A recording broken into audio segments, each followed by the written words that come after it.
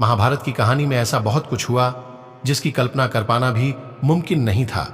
इस श्रेणी में द्रौपदी का 5 भाइयों की पत्नी होना मुख्य तौर पर देखा जा सकता है।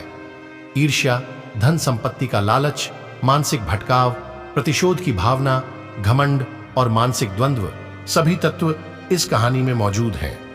महाभारत की कहानी की अलग अलग विद्वान अलग अलग तरह से व्याख्या करते हैं। महाभारत से संबंधित कई लोकप्रिय कथाएं भी मिलती हैं। नमस्कार दोस्तों, वीडियो अच्छी लगे तो लाइक और चैनल को सब्सक्राइब जरूर करें। वीडियो को लास्ट तक जरूर देखें। चलते हैं वीडियो की ओर। वीडियो को धन इसी श्रेणी में एक है जाम्बुल अध्याय, जिसमें द्रौपदी अपने राज का खुलासा करती है। द्रौपदी 5 पांडवों की पत्नी थी, लेकिन वह अपने 5 पतियों को एक समान प्यार नहीं करती थी। वह सबसे ज्यादा अर्जुन से प्रेम करती थी, लेकिन दूसरी तरफ अर्जुन द्रौपदी को वह प्यार नहीं दे पाए क्योंकि वह कृष्ण की बहन सुभद्रा से सबसे ज्यादा प्यार करते थे।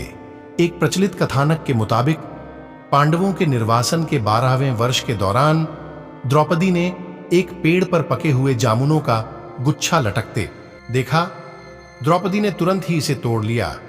जैसे ही द्रौपदी ने ऐसा किया, भगवान कृष्ण वहां पहुंच गए। भगवान श्री कृष्ण ने बताया कि इसी फल से एक साधु अपने 12 साल का उपवास तोड़ने वाले थे। द्रौपदी ने फल तोड़ लिया था, जिससे पांडव साधु के कोप का शिकार हो सकते थे। यह सुनकर पांडवों ने श्री कृष्ण से गुहार लगाई। भगवान श्री कृष्ण ने कहा कि इसके लिए पांडवों को पेड़ के नीचे जाकर केवल सच वचन बोलने होंगे। भगवान कृष्ण ने फल को पेड़ के नीचे रख दिया और कहा कि अब हर किसी को अपने सारे राज खोलने होंगे। अगर हर कोई ऐसा करेगा तो फल ऊपर पेड़ पर वापस लग जाएगा और पांडव साधु के प्रकोप से बच जाएंगे। सबसे पहले श्री कृष्ण ने युधिष्ठिर को बुलाया।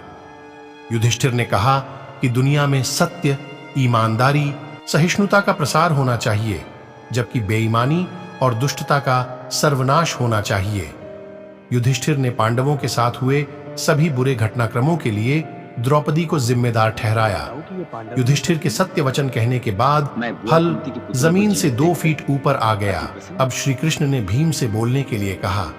साथ ही श्री कृष्ण ने भीम को चेतावनी दी कि अगर तुमने झूठ बोला तो फल जलकर राख हो जाएगा। भीम ने सबके सामने स्वीकार किया कि खाना, लड़ाई, नींद और सेक्स के प्रति उसकी आसक्ति कभी कम नहीं होती है। भीम ने कहा कि वह धृतराष्ट्र के सभी पुत्रों को मार देंगे। युधिष्ठिर के प्रति उसके मन में बहुत श्रद्धा है, लेकिन जो भी उसके गधे का अपमान करेगा वह उसे मृत्यु के घाट उतार देगा। इसके बाद फल 2 फीट और ऊपर चला गया। अब अर्जुन की बारी थी। अर्जुन ने कहा कि प्रतिष्ठा और प्रसिद्धि मेरी जिंदगी से ज्यादा मुझे प्रिय है। जब तक मैं युद्ध में कर्ण को मार नहीं दूंगा, तब तक मेरे जीवन का उद्देश्य पूरा नहीं होगा। मैं इसके लिए कोई भी तरीका अपनाऊंगा, चाहे वह धर्म विरुद्ध ही क्यों ना हो। अर्जुन ने भी कुछ नहीं छिपाया। अर्जुन के बाद नकुल और सहदेव ने भी कोई रहस्य ना छिपाते हुए सब सच सच कह दिया। अब केवल द्रौपदी बची थी। द्रौपदी ने कहा कि मेरे 5 पति मेरी 5 ज्ञानेंद्रियों, आंख, कान, नाक, मुंह और शरीर की तरह हैं। मेरे 5 पति हैं, लेकिन मैं उन सभी के दुर्भाग्य का कारण हूं। मैं शिक्षित होने के बावजूद बिना सोच विचार कर किए गए अपने कार्यों के लिए पछता रही हूं। लेकिन द्रौपदी के यह सब बोलने के बाद भी फल ऊपर नहीं गया। तब श्री कृष्ण ने कहा कि द्रौपदी कोई रहस्य छिपा रही है।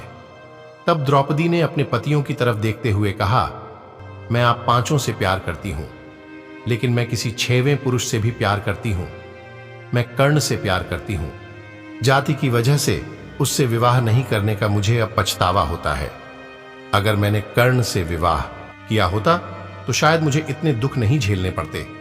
तब शायद मुझे इस तरह के कड़वे अनुभवों से होकर नहीं गुजरना पड़ता। यह सुनकर 5 पांडव हैरान रह गए, लेकिन किसी ने कुछ कहा नहीं।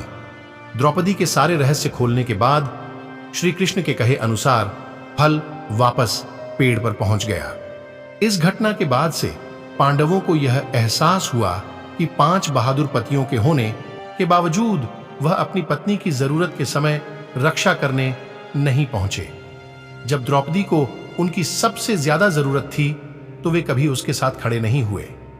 इस पौराणिक कहानी का एक निहितार्थ यह भी हो सकता है कि हर किसी के कुछ राज्य होते हैं जिन्हें वह खुद तक सीमित रखता है। कई बार ये राज अपनों को चोट पहुंचने के डर से छिपाकर रखे जाते हैं।